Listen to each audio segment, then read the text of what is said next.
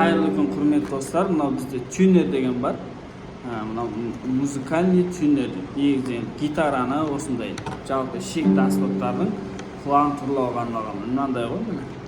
Осындай болады. Осыны қалай пайдаланамыз деп сұрапты. Көбісі соны айтып жіберейін.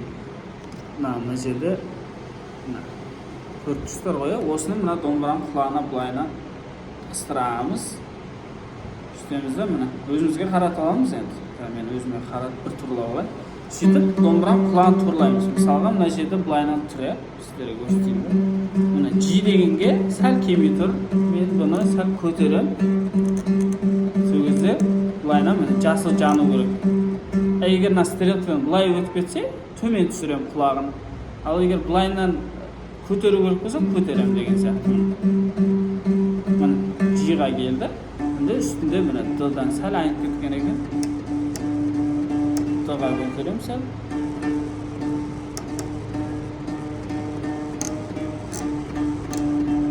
Ana. И вот.